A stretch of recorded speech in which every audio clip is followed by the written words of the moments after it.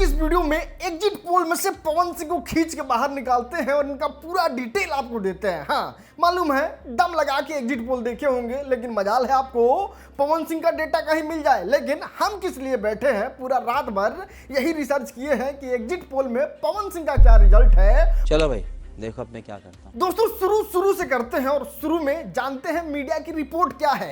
और जो पवन सिंह की बात हो रही थी, तो जितने भोजपुरी सिंगर या एक्टर पहली बार चुनाव लड़े हैं वो पहली बार हारे हैं, चाहे वो मनोज तिवारी हो चाहे रवि, सब लोग पहला चुनाव हारा है, उसके बाद दूसरा जीतता है। तो पवन सिंह भी इसके अपवाद नहीं होंगे। 2 आदमी का नाम आउट किया गया है कि ये लोग ऐतिहासिक वोट से जीत सकते हैं। होता है ना मार्जिन, मतलब कोई 5 लाख से जीता, 10 लाख से जीता, उसमें बिहार में सबसे ज्यादा 2 ही लोग वोट लाके जीत सकता है। और उसमें नाम है पहला गिरिराज सिंह और दूसरे नंबर पे जानते हैं कौन आते हैं? जी हाँ, काराकाट के होने वाले सांसद पवन सिंह।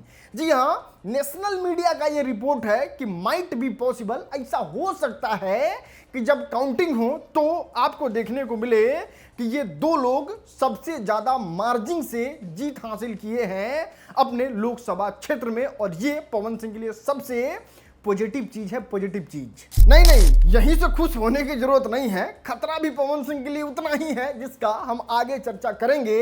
लेकिन जरा सोचिए, मीडिया से आई ये रिपोर्ट सच हो जाती है तो भारतीय जनता पार्टी को कितना जोर का झटका लगेगा कि बताइए, किस प्रत्याशी का हम टिकट काट दिए, अरे किस प्रत्याशी को हम टिकट नहीं दिए, अरे इस आदमी को तो आरा से टिकट दे देना चाहिए, ये तो पूरे बिहार में अकेले 40 का 40 सीट जितवा देता। इस तरीके से भारतीय जनता पार्टी का प्रचार करता।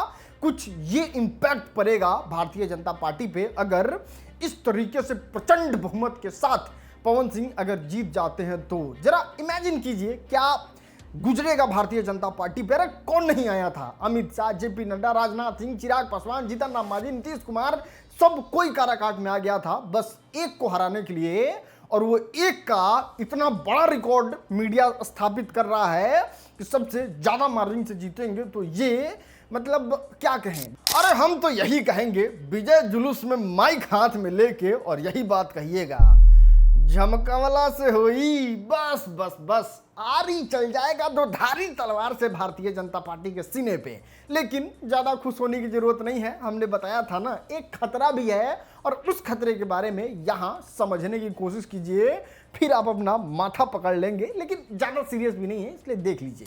तो चलिए, अगर आप रात्रि के 9 बजे से सुबेरे 6 बजे तक बैठ के ये चीज देख रहे थे कि पवन सिंह काराकाट से जीत रहे हैं कि नहीं, तो आपको टाइम्स नाउ जो नेशनल मीडिया है वो झटका दे सकता है।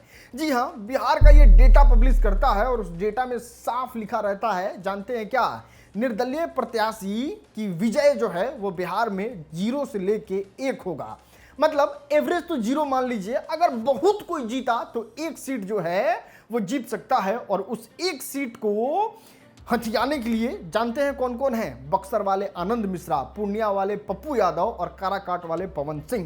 दोस्तों सबसे ज्यादा डरा देने वाला डेटा तो एनडीटीवी का है। जी हाँ, एनडीटीवी साफ बताता है कि देखो गुरु, अगर आप बिहार में किसी पार्टी से नहीं है तो आपको सीट मिलेगा 0, मतलब अंडा, आप नहीं जीत रहे हैं अगर आप किसी पार्टी से नहीं है तो। बात करें रिपब्लिक का तो वो भी यही बात कहता है कि 0 है बेटे 0। और बात करें इंडिया टुडे का तो ये कहता है कि 0 से लेके 2, मतलब इसका भी कहना है कि बिहार से 0 निर्दलीय जीत रहे हैं। बात करें अगर निर्दलीय प्रत्याशी की तो मात्र बिहार में हजारों निर्दलीय प्रत्याशी चुनाव लड़ रहे हैं और उसमें से कोई एक अगर जीता तो सबका सुपड़ा साफ हो जाएगा। और वो एक कौन होगा ये तो 4 जून को ही पता चलेगा कि क्या वो पवन सिंह हैं या फिर हैं और 1000 में से कोई। वैसे तो हमने घंटों सारा नेशनल मीडिया देखा है जिसमें यह पता लगाने की कोशिश की है कि बिहार से निर्दलीय कितने जीत रहे हैं। और अगर एग्जिट पोल का एवरेज मानिए तो बिहार से मात्र 1 निर्दलीय प्रत्याशी जो है वो जीत रहा है प्रचंड बहुमत के साथ।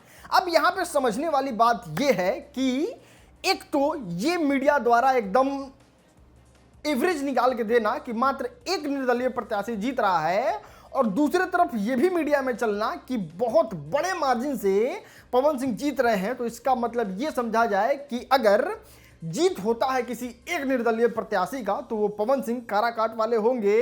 अगर पवन सिंह होंगे तो फिर इतने बड़े बड़े धुरंधर लोग क्या होगा जो मंच पे रो रहे थे तो कुछ अपना बड़ा नौकरी छोड़ के आए थे। देखो दोस्त, मीडिया रिपोर्ट की मानो, ग्राउंड जीरो की मानो, या फिर मानो एग्जिट पोल की, अगर पवन सिंह का डेटा देखा जाए इन सारी चीजों को मिला के, और अगर कोई कहे कि पवन सिंह प्रचंड बहुमत से जीत रहे हैं, तो आप उनको रोकिए और समझाइए कि बेटे 4 जून आने दो।